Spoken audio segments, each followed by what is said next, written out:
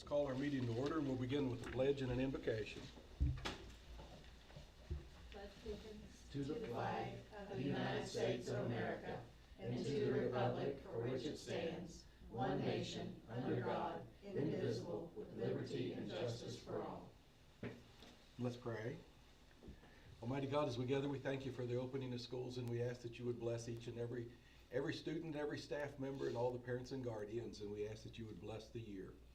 Keep our students safe in the school and on the road and at home, and bless us tonight in the decisions we make. Amen. Amen. And nobody signed up for public comment, so that brings us down to student and staff recognition. All right, we have no student recognition yet, but we will next meeting. As far as staff, I have a lot. First of all, I want to thank the board members for being at breakfast and helping, and that was wonderful. It went so quickly and flawless, so I appreciate that. I really want to thank the central office staff and especially the student support staff that have worked so diligently the last week, before last week, and all that with the trainings that we had. That was a lot. Emmy had 3 sessions, I believe, last week that she provided training. She's doing 3 trainings, 3 days worth of training, bringing in our interventionists this week. There's a lot of support. Carrie with virtual students, she has had a time, and I mean, everybody has just been going above and beyond, and I really appreciate it. It's a challenging time, and they handle it well, and they're student and family focused, and I appreciate it. Thank you. Minutes of the August the 5th board meeting. Do we have any corrections or objections to the minutes that we received, or do we have a motion to approve them? So moved. And a second? Second. We have a motion and second to approve the minutes. Any discussion to that? Then all in favor of approving the minutes from the August the 5th board meeting, please signify by saying aye. Aye. And opposed, no. Motion passes. The minutes are approved. Under personnel, nothing under resignations or retirements. And permission to close.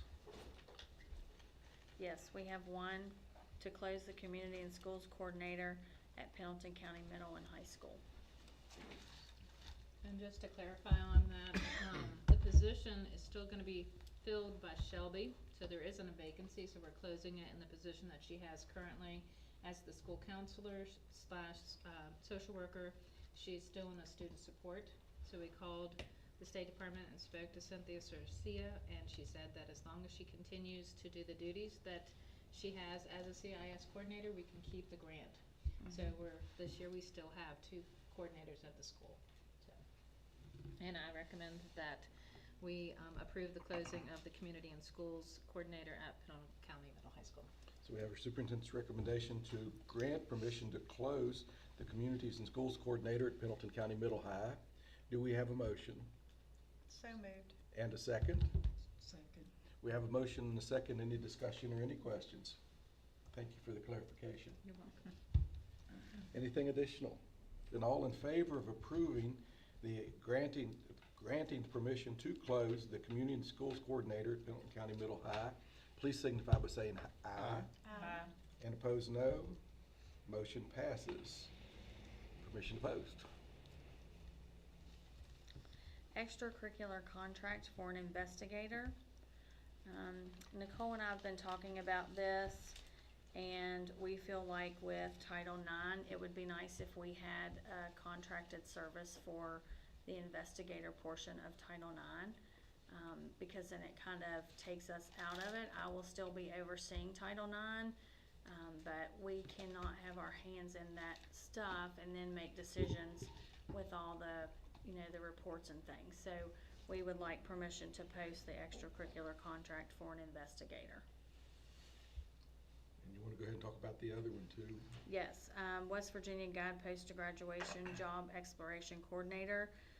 I've talked to Carrie, and this is a position that we have to post every year because she applies for a grant, and we don't know from year to year if that grant is still going to be available. So you RIF that position in the spring, and then we have to wait to see if we have the funds to repost that.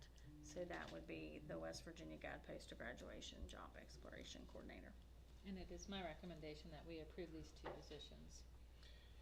Our superintendent's recommending that we grant permission to post these two positions. Do we have a motion? So moved. And a second?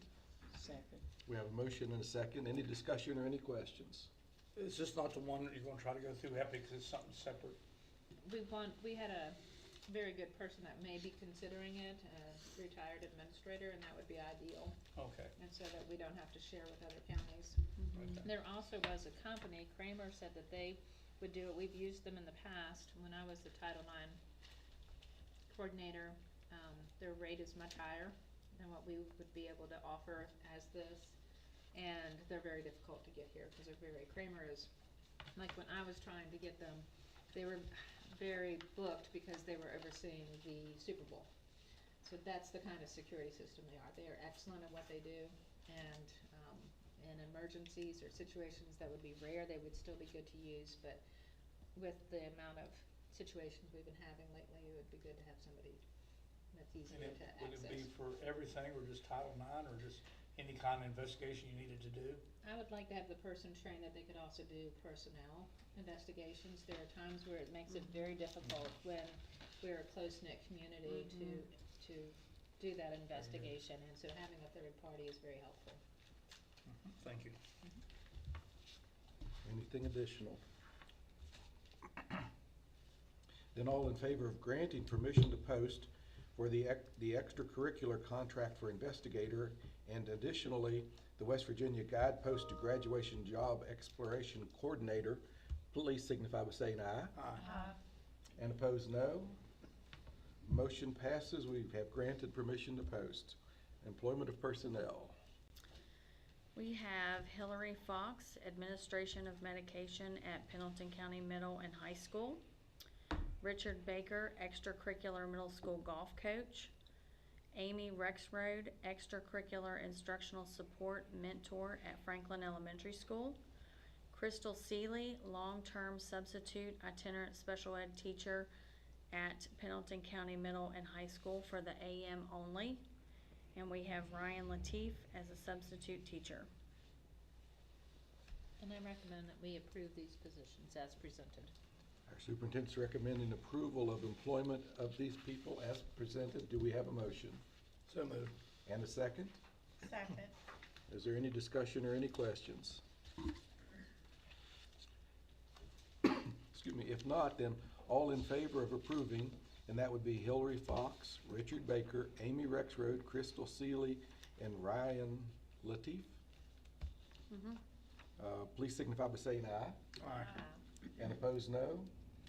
Motion passes. Approval of contracts. We have Best Light Therapy, LLC, Audiology and Hearing Impaired Sign Language Interpretation. JP has these on board docs, I do believe, maybe one of them. The audiology services is mainly for evaluations and reevaluations of students that have that disability. So that is not a daily service that we will be giving, but they will attend IEP meetings. They will take care of all the eligibility, the permission to evaluate, and those types of things. And they'll be in constant communication with Carrie to schedule those evaluations. The sign language interpretation is a daily service that we will offer for a student. And it's the same kind of services that they will be providing, those daily sign language interpretation services to the student. And they will, again, keep daily logs, attend IEP meetings, and be in constant communication with Carrie about their progress with the student. It is my recommendation that we approve these contracts for audiology and the hearing impaired sign language interpretation.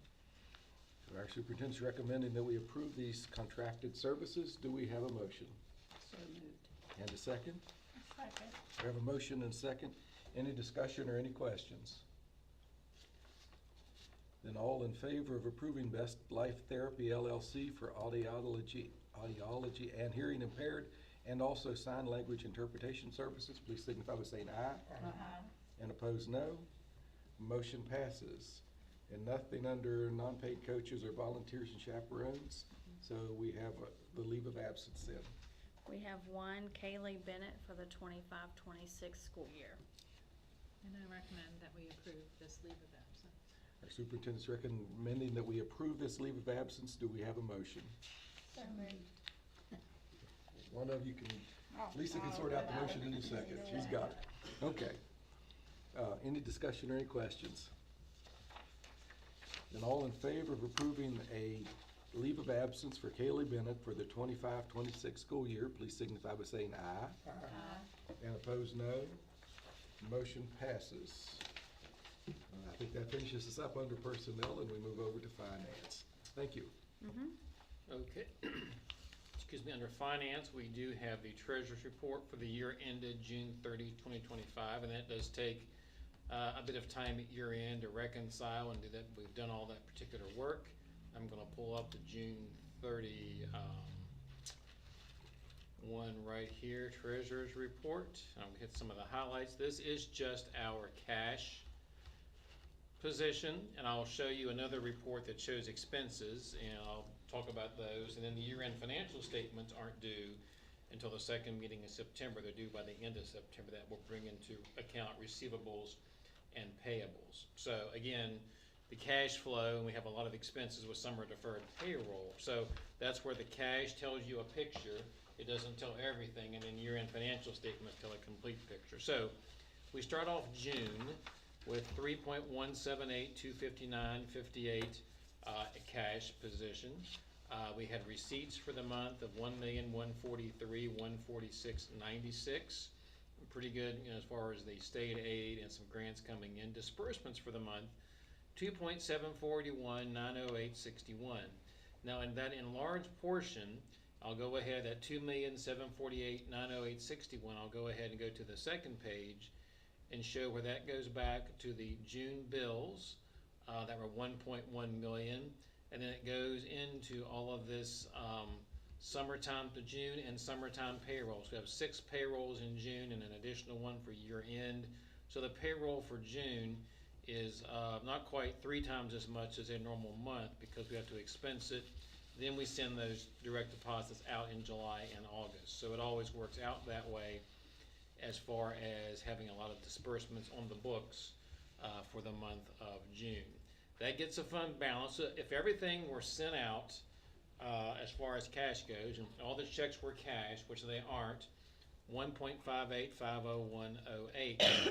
But then we go towards the middle of the page where we add back in the checks that are being held, or more accurately, direct deposits, 815,956.21.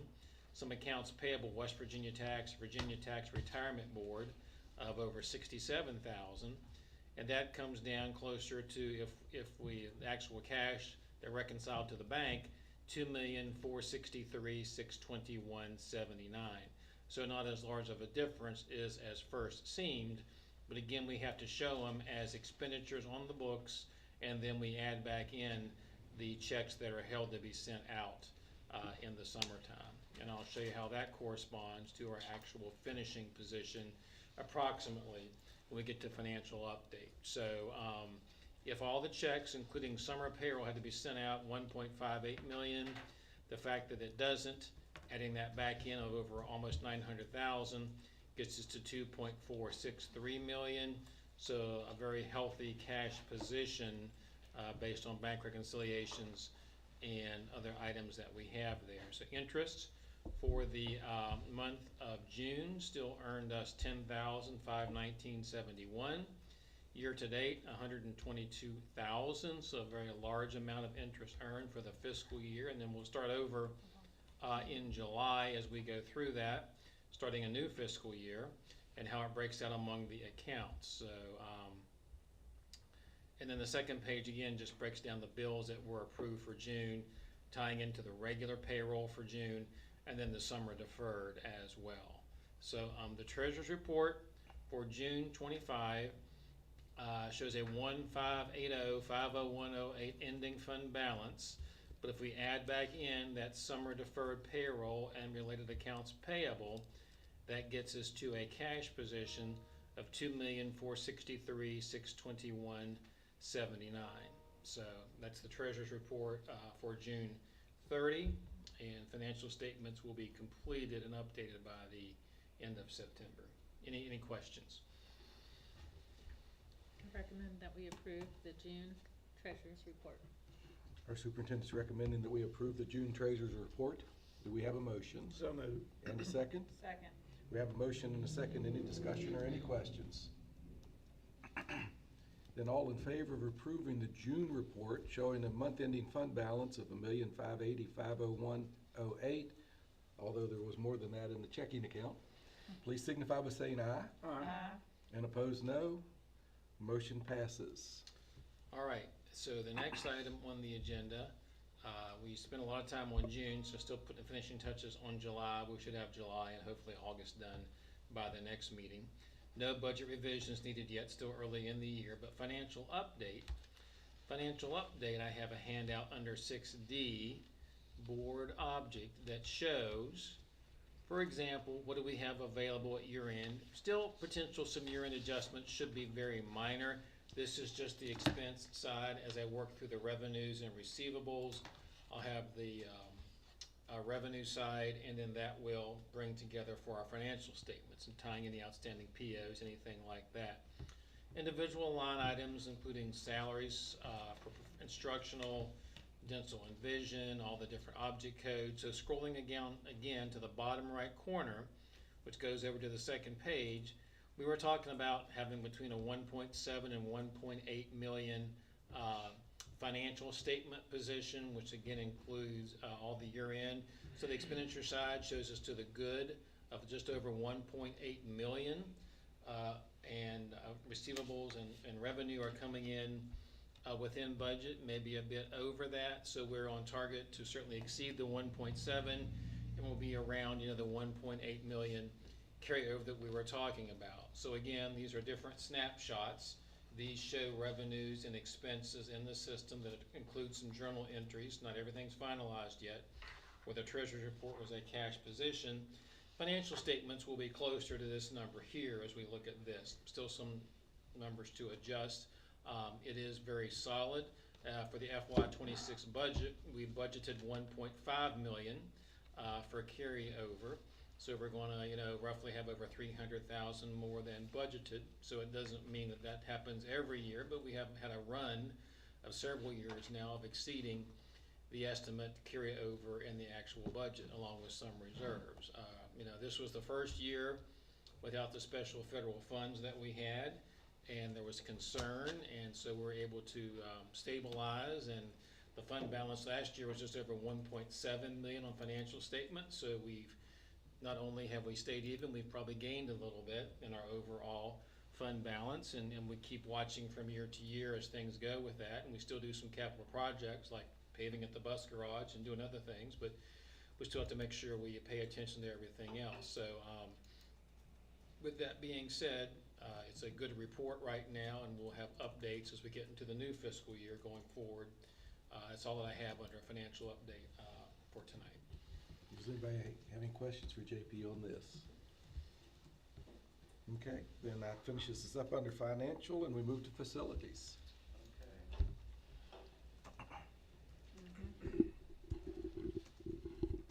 So yesterday at North Fork, they began the remodel of the classroom, the music classroom over there. They were able to take down the blocks that were damaged and put some material up there to kind of keep it secure until the other block arrives. And talking to them yesterday, it sounds like maybe tomorrow the new block will arrive, and then they'll be able to start laying the new block in there in that room. So they didn't have to take down quite as much as what they anticipated, which is a good thing for us and for them too. And so time frame wise, I mean, they're looking at probably 3 weeks, and they started Monday, yesterday. So hopefully, and if everything goes well, we might be able to get back in there at that point. So they're uncovering, as they tear things down, they uncover, a little bit more, that some wires that were pulled out of the wall at different places whenever it was pushed in. But anyway, they are making some progress, and I plan to visit again tomorrow and probably again on Friday if they're working Friday. I'm not sure if they do, and check that out.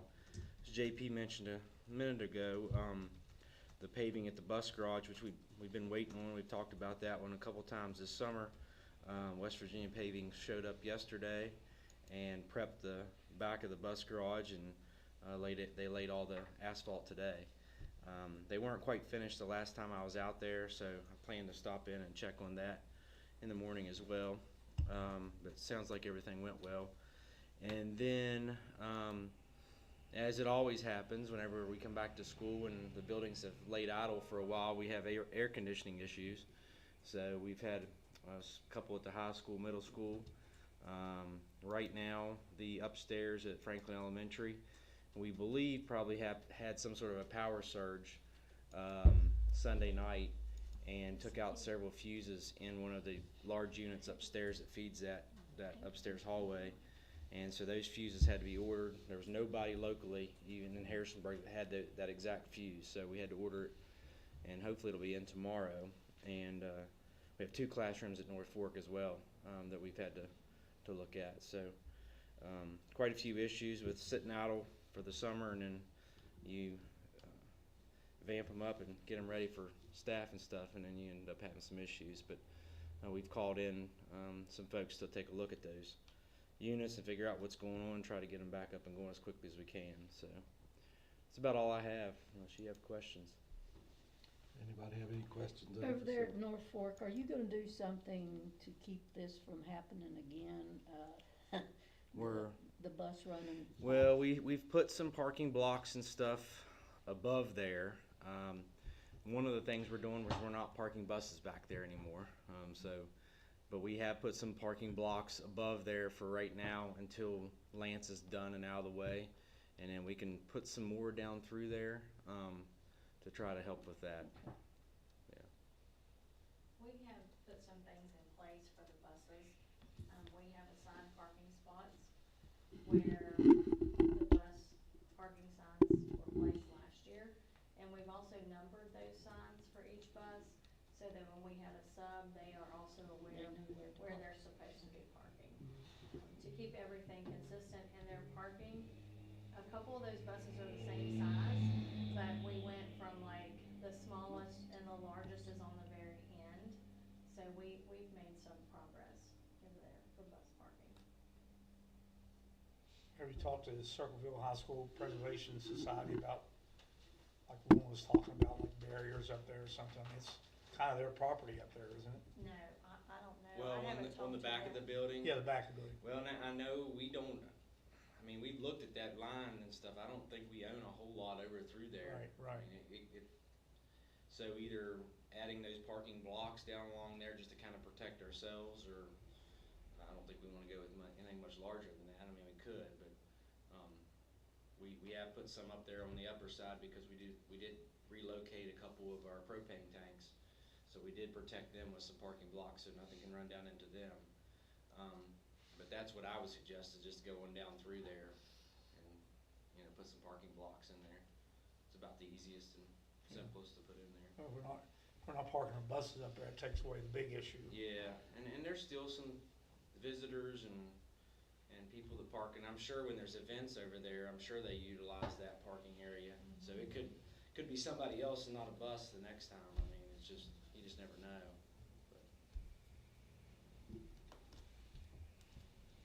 Anything else under facilities? Were they gonna put diesel pumps over there at North Fork, or? We did not. We had talked about that, had some quotes, met with some people, but right now they are getting their fuel in Riverton, and they've got something worked out to where we don't have to put the pumps in, Okay, at least for now. good. In Riverton at the state road shed? No, at the Maxwell. Further up. Oh, back, Further okay, up, that makes yes. sense, yeah, that makes And sense. there's a Yeah, possibility. They're getting fuel at Maxville, and they have to bring the receipts in for that, which those drivers are aware that they have to bring receipts in order for us to cover that fuel. And there's a possibility if Rivermart gets sold, or somebody buys it, that we may be able to Yeah. go back to that agreement. Yeah, there's quite a bit. I mean, even talking, it sounded somewhat easy to set a pump over there, but you run into the same things we were just talking about with the building, is where you have to put it, it could get backed into. You're talking about barriers, getting the power to it. That was going to gonna be a little bit of a challenge, working with the power company. They were gonna have to change out a pole and a couple other things, so it's probably a little easier for us to continue doing what we're doing there, since it seems like it's working, than to try to set a tank down there in the middle of the parking lot and that type of thing. So if we have to, we'll go back and revisit that again, but for now, it seems like what they're doing is working, so I'm okay with sticking with that. If it ain't broke, don't fix it. And the middle school lockers are being utilized, I assume successfully. We did receive an invoice for those, and we did pay off the lockers with the lease proceeds that we enacted for that. So that's lease that we'll be paying back, but no money out of pocket as of right now for the lockers. And we did get some donations to help with that a bit as well on the locker project. So. Good. Anything else under facilities? Then let's say that we're finished with that and move on to the old business and the administrative flow chart. And I am thrilled to be able to share this with you because our first meeting, there were a lot of vacancies. So I am thrilled that there are no vacancies on this chart, and I am thrilled that in the midst of the transition, those who were already listed stayed. So hopefully we can keep it that way. So. Any questions for the flow chart? Okay, policies for review then. All right, I do have some handouts for the board members. With some color coding on there. They're not very extensive, nothing like the last round that we had. I'm going to start, let me grab my own packet here and make sure I'm reading from the same selection. I'm going to start with the professional. So the 3000 series is the professional.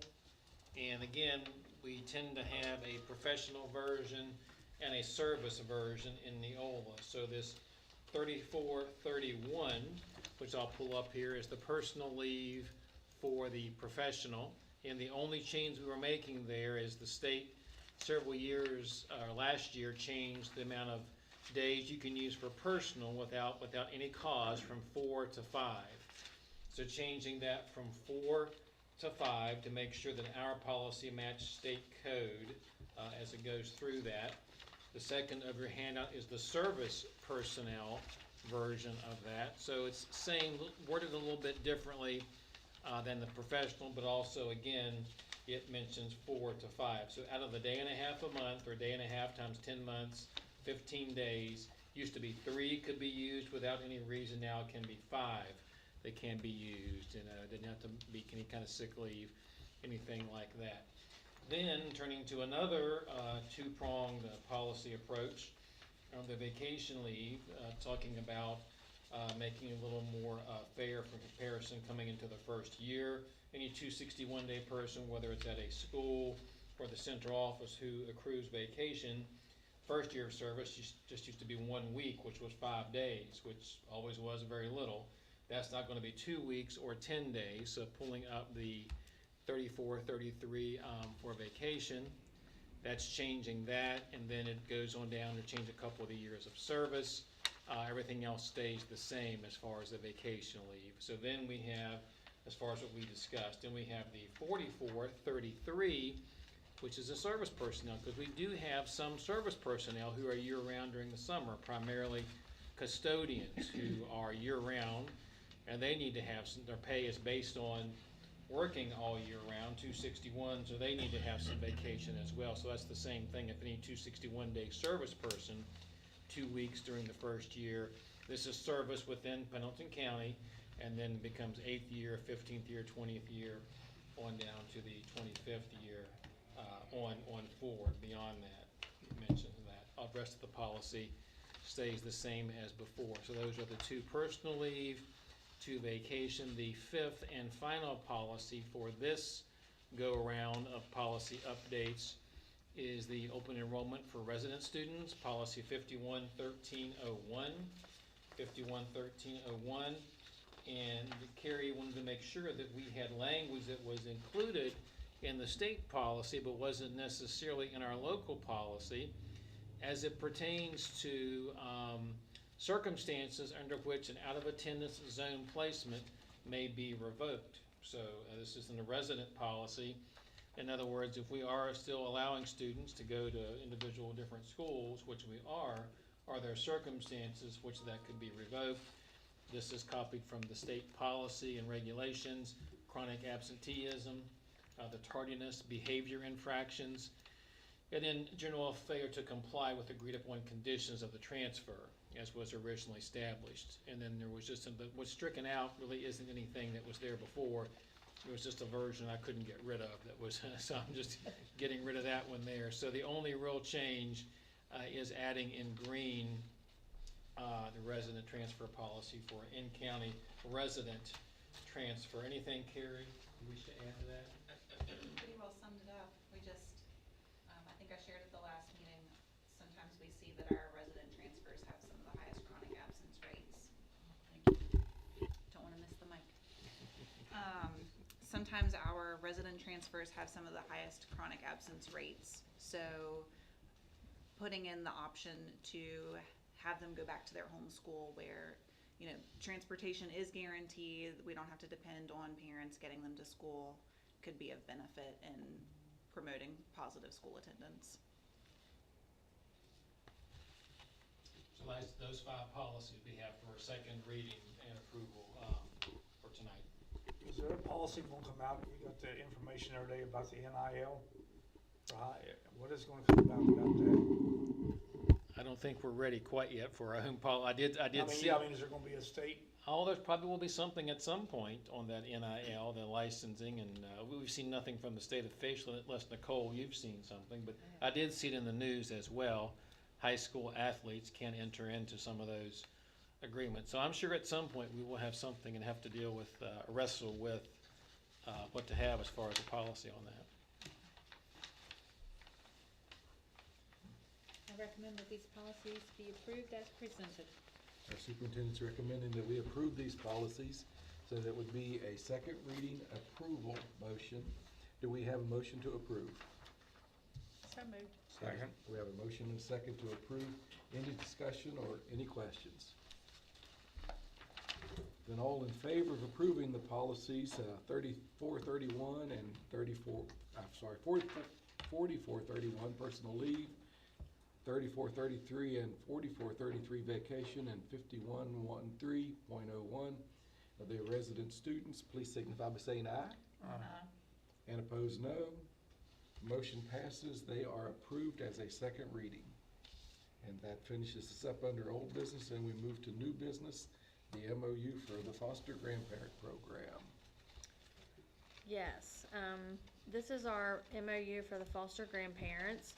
They are in our buildings working with 1 to 2 children with special or exceptional needs for a period of 5 to 40 hours a week with the approval of the program director.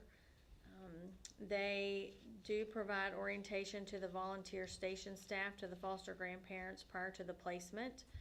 And they, I was in Franklin Elementary the other week, and there was a young lady in there, and I got to meet with her, and she talked about the program and how it was very beneficial to the students in her classroom. So they will be in our schools working with the students. And I recommend that the MOU with the foster grandparent program be approved.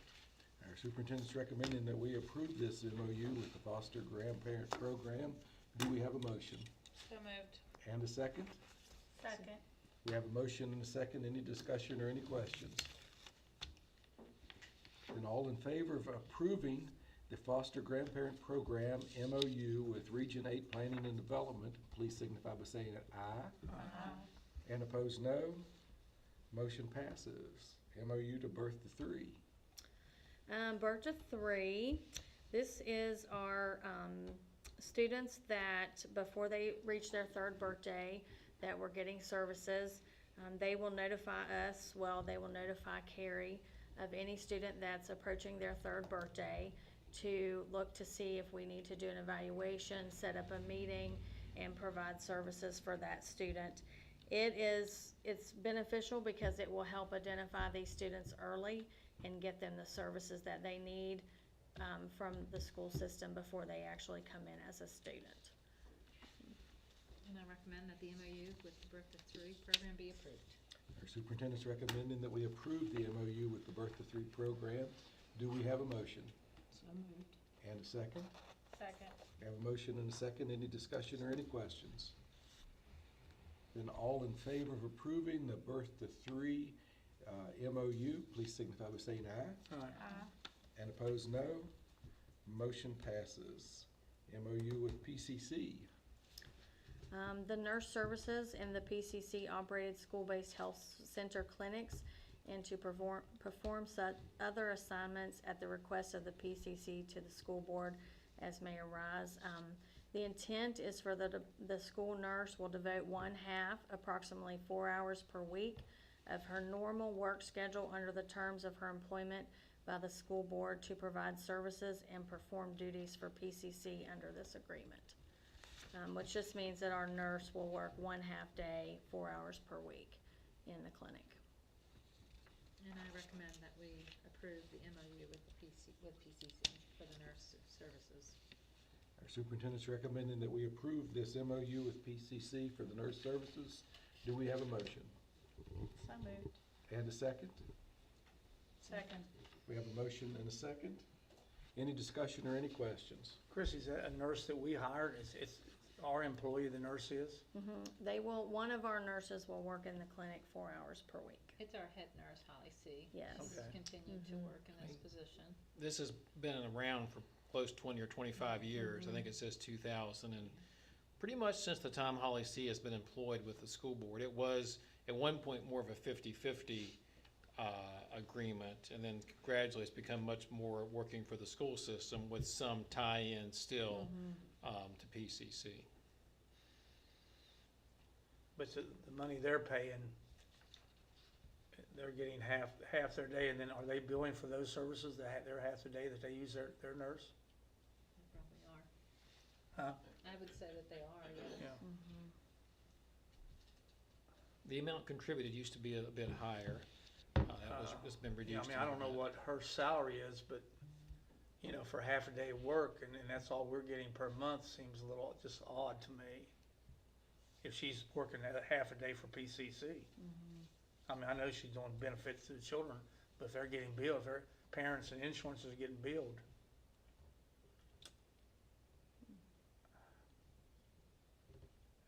I don't know, maybe I'm seeing it wrong, but it doesn't seem like it's a good deal for us. And you know, if we're paying a full salary and that's all we're being reimbursed for half a day's work. Well, I think the agreement has been, I mean, PCC does serve our school system. They come in and do the shop clinics, and it's just been a mutual agreement that we've had for a long time. And if you'd like me to look into see the other things, but I do know the shop clinics, I know, especially during COVID, that they Okay, were that's integral. one half day, to just that. one half day per week, not every day. Right. Okay, well, I'm sorry, I didn't. It's one half day for the week. For the week, just one Yes. half day, not every day, half No, day. Right, it's right, half right. day I'm for a sorry, week. okay, well, that makes, It- that it- makes a yeah. little bit more Right. sense. And the funding has been reduced over the past number of years from it was a higher amount at one point. And there have been some discussions, but this is where everything is currently, yeah. It's a little bit easier to understand at half a day a week, not And a they half pay a day for every that day. half day, right? I mean, the top part of the portion shows. Yeah, they pay $520 per Right. month or $5,200 Right, for the year, you know. So again, if you're looking, dividing everything out, it may not work out exactly, but that's the amount that they have but it works out a lot agreed to better, pay. half Yes, a day right. per week, and then Right. half a day every day, I'm So sorry. if you have 10, half days, then they're paying for 1/10, or they're using her for 1/10 of the time, yeah. I believe whenever they have their providers come in to do the school-based therapy services, that's when she's working for PCC. So the school-based providers aren't in the schools every week, they're not able to be. But whenever they are, she's helping to meet those pieces. Well, the kids are still getting the benefit too, I mean, they're getting the benefit of having somebody there. They're able to go see the doctor and not miss school. That's your benefit, huh? We all like that. That's all I had. Anything additional? Then all in favor of approving the MOU with Pendleton Community Care for the school nurse, please signify by saying aye. And opposed, no. Motion passes. MOU with the PCC for Health and Behavioral Health. Yes, this is the intent of the program to provide basic primary health care and behavioral health services to students in collaboration with school staff for the purpose of increasing access to health care, reducing health risk, and improving overall health status, and improving student educational performance. So they will provide medical services, including behavioral health, when a provider is available, including telehealth, behavioral health, on a reoccurring schedule among the 4 county schools and facilities and sites.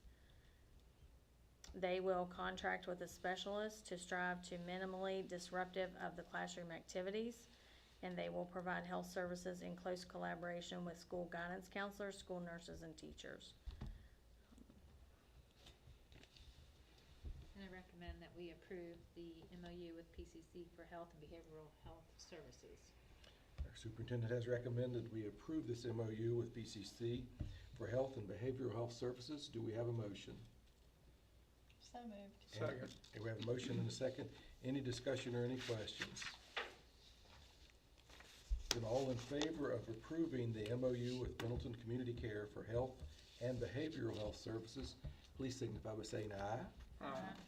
And opposed, no. Motion passes. For the LSIC training, I know we have people here that are just fascinated with the concept, but let's postpone it to the end of the meeting so some of these folks can leave if they choose to. And they're welcome to stay, but let's postpone that part and go ahead and deal with the student transfers. Okay, so I just have 2 student transfers, transfer 2526 number 7 and 2526 number 8 for your approval this evening.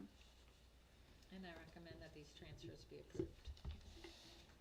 Our superintendent has recommended that we approve these student transfers.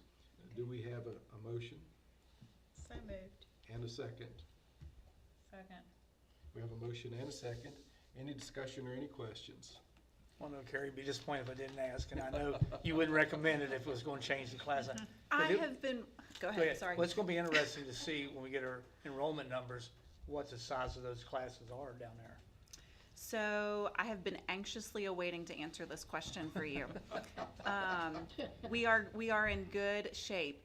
So just to throw this out there, our kindergarten class this year is growing. We are nearly at capacity at both Brandywine and North Fork. Brandywine has 19 students, Wow. North Fork has 18 students, Wow. capacity is 20.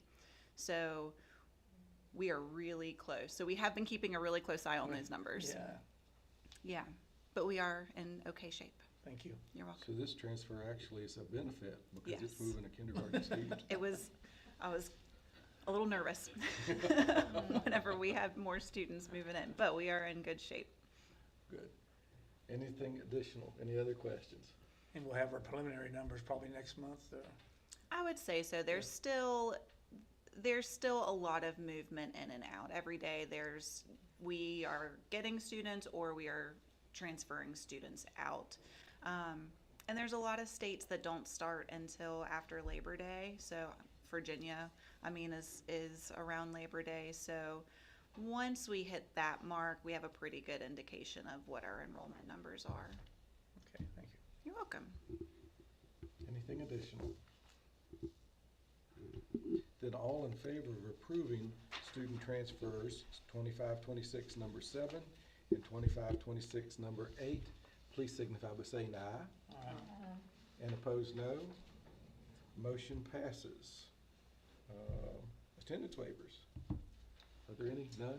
I do not have any right now. There will be some coming, I do believe. Dr. Lambert's been working with students, but none now. Okay. Then that finishes us up under the new business except for the LSIC training, which we'll postpone, and we will move to school improvement student achievement. Okay. Do you have that chart to share? Yeah. Okay, I also gave you a copy of it. So this is just an overall summary of how our county did As far as math and English and science grades, it is the chart. The blue indicates our scores compared to the right scores would be the state's proficiency. Out of 16 test categories or groups, we were proficient in 11, and of those 3 that we weren't, they were very close. So I feel like we've done well. It was a challenging year, and in the midst of all the snow and just a lot of in and out of school, I think the students did very well. We have met twice here at the board office to look at data, and we are designing a academic growth plan for the county, for us in the central office, and then we'll be sharing that with the principals and having them design their own plan and looking at exactly where do we need to really stress the care and the support for students and for the teachers if need be. So. And this is just a report, we don't need to take any action. No action. But are there any questions or comments? And my comment would be congratulations to the whole school system. Yes, I agree, very much so.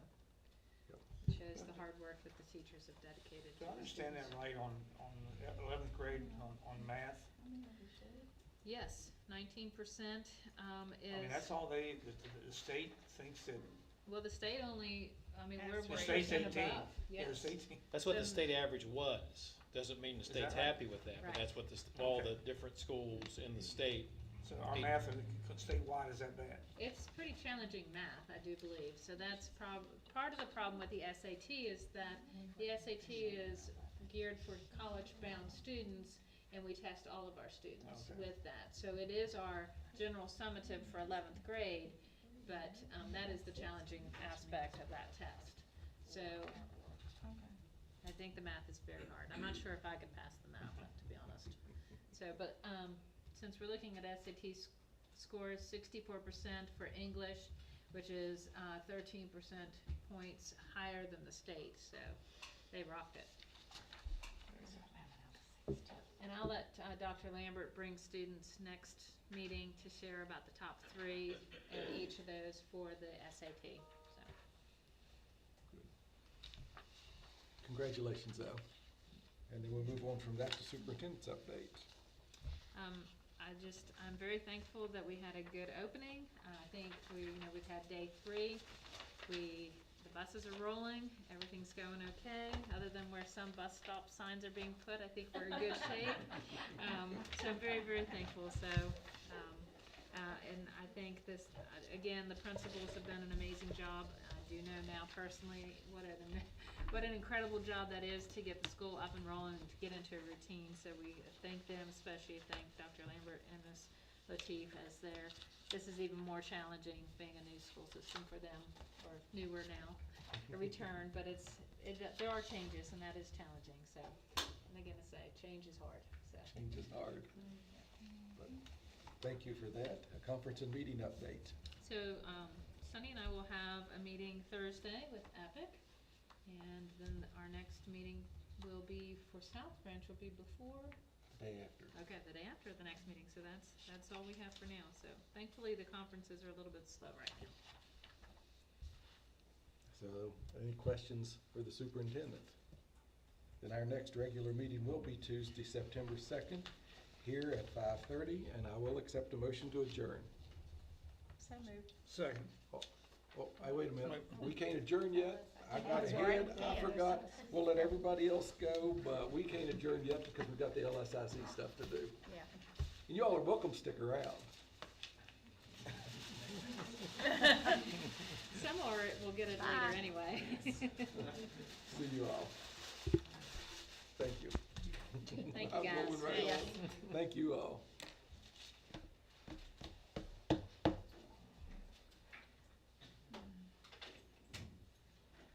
Amy, are you leaving?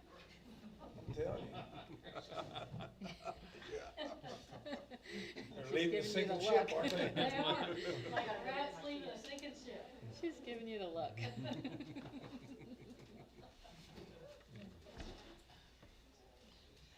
You ready? All right. For students, if Well, hang on, you're Okay, back to the beginning. Hello, my name is Tammy Barney, and I'm a coordinator at the West Virginia Department of Education in the Office of Accountability. Today's training will be on the Local School Improvement Councils, also known as LSICs. As a result of the passage of Senate Bill 172, Policy 2322 has changed regarding LSICs. Per Policy 2322, this rule requires training of County Board of Education members and the development and operation of LSICs in West Virginia Public Schools. The purpose of this training is to inform principals, county boards, and others deemed appropriate of the roles and governance of LSICs. LSICs help develop and promote the schools and county's vision, encourage involvement from all stakeholders, and represent the voice of the community. Voting membership of the LSIC consists of the principal, 3 teachers who are elected by the faculty senate of the school, 2 service personnel who are elected by other service personnel at that school, 1 who may be a bus operator who transports students enrolled at the school. Other voting members are 3 parents, guardians, or custodians that have a student enrolled at that school and can be elected by other parents, guardians, or custodians in a manner determined by the principal. Parents may not be employed at that school in any capacity. The 3 at-large members are appointed by the principal. At least 1 must reside in the school's attendance area and 1 whom represents business or industry. The at-large members are not eligible for membership under any of the elected classes of members. For CTE schools and comprehensive middle and high schools, 4 additional members are appointed by the principal or CTE director. For students in grade 7 or higher, the student body president can be a member or another student in grade 7 or higher elected by the student body in those grades. Parents, guardians, or custodians, teachers, and service personnel each serve a term of 2 years. All other members serve a 1-year term. Elections for parents, guardians, or custodians, as well as teachers, shall be arranged so that no more than 2 are elected each year. Elections for service personnel shall be arranged so that no more than 1 is elected each year.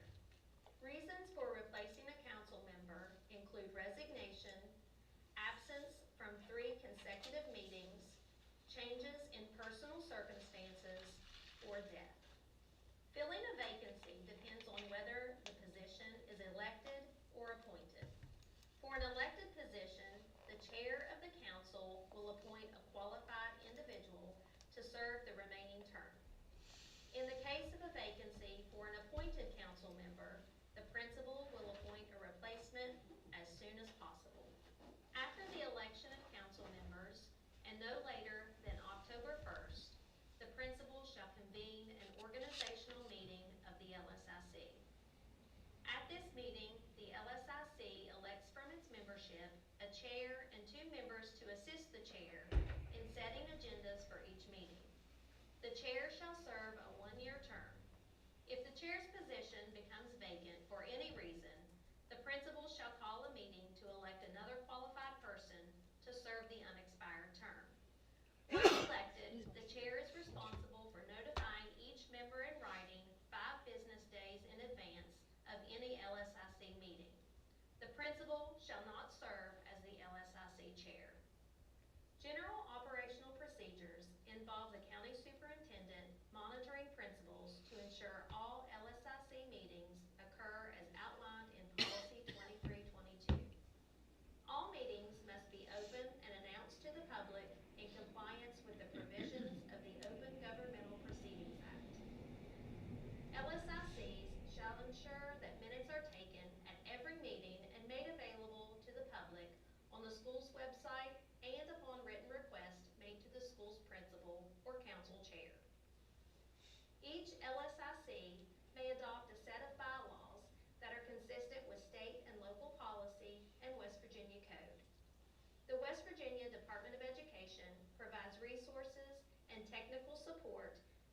conduct effective LSIC meetings.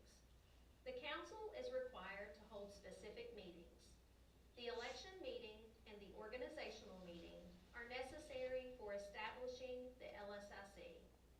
Additionally, the council meets every 9 weeks or equivalent grading period. Both the stakeholder meeting and the county board meeting with the LSIC of low-performing schools qualify as required meetings within the 9-week time frame. Resources to assist with all meetings are available on the West Virginia Department of Education website. Principals must organize the election of members to the LSIC before September 15th. A meeting notice shall be given at least 1 week in advance. During this meeting, parents, guardians, or custodians of students enrolled at that school will be nominated and elected by their peers. Parents, guardians, or custodians elected to the LSIC cannot be employed at that school in any capacity.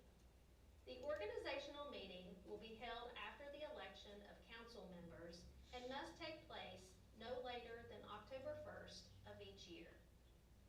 The principal is responsible for notifying each member through written or electronic means at least 5 days in advance of the meeting. An agenda will be provided to all members prior to the meeting. During the organizational meeting, the council will elect a chairperson from its membership, along with 2 additional members to assist the chair in setting the agenda and taking minutes for each meeting. Additionally, the principal will ensure that all members complete the LSIC training, show members where to locate the LSIC resources, and provide each member with Policy 2322 and the relevant West Virginia Code. The LSIC will hold at least 1 stakeholder meeting each year, announcing it at least 10 business days in advance. The purpose of this meeting is to facilitate a positive and interactive dialogue among all stakeholders regarding the school's academic performance. We recommend scheduling this meeting in October utilizing the West Virginia Balanced Scorecard data. During the meeting, stakeholders will have the opportunity to provide specific suggestions on addressing issues that may impact the school's academic performance. These issues include parent and community involvement, the learning environment, student engagement, attendance, behavior, support for at-risk students, curricular offerings, resources, and the capacity for school improvement. The LSIC will ensure that a report detailing concerns, suggestions, and points raised during the meeting is produced and made available on both the school and county websites. This report should also be submitted to the Office of Accountability at the West Virginia Department of Education, preferably before the start of the next school year. Resources to assist with the completion of this report can be found on the West Virginia Department of Education website. County Board of Education members are required to meet at least once a year with the LSIC of each school identified as low performing under the West Virginia Accountability System. This applies specifically to comprehensive support and improvement schools. The principal and the LSIC chair should be prepared to discuss topics that the county board requests outlined in the meeting agenda. This meeting also provides an opportunity for the county board to offer suggestions for addressing issues that may impact the school's academic performance. Following each school year, the County Board of Education members must report the details of their meeting with the LSICs to the West Virginia Department of Education, with a deadline for submission no later than September 1st. Other LSIC activities include proposing alternatives and promoting innovation. The council can request a waiver of rules and policies of county and state boards. The LSIC can also receive School of Excellence and competitive grant awards. County superintendents are responsible for ensuring that principals and members of the County Board of Education complete the required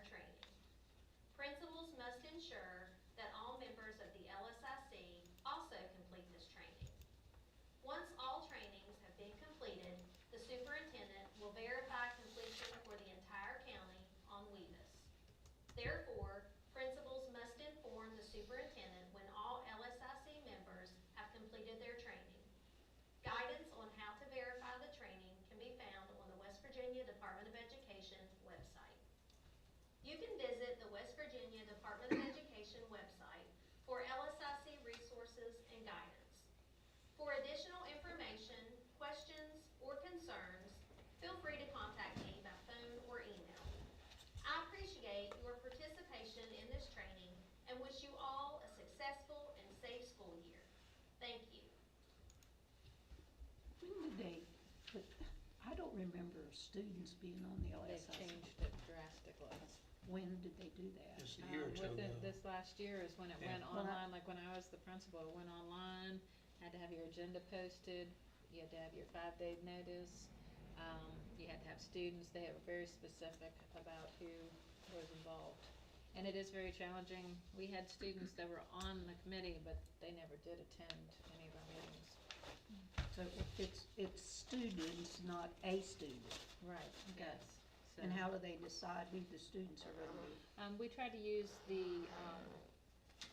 student Student council council. president, so there's one for the middle school and then one for the high school. So, and there, if you Google, LSIC, WVDE LSIC, their website has so many resources. One of the things that I printed last year was the LSIC calendar. I thought that was, I kept that in my LSIC at the front of my binder because that was so helpful. It just has all kinds of, there's a lot of particular things that you have to do, and it just helps guide you through that, so that was very helpful. Is that new, the county boards reporting on their meetings with LSI? Did we do that last year? You did, We did. yes. Mhm. Okay. Yes, and I already put it in Weavis that we did it today, so. Okay. We're good. The principals have until September 30th to get theirs done. So, Pretty good. thank you. So now that this is done, I will accept the motion to adjourn. So moved. And a second. Second. We have a motion and a second to adjourn. All those in favor signify by saying aye. Aye. Opposed, no.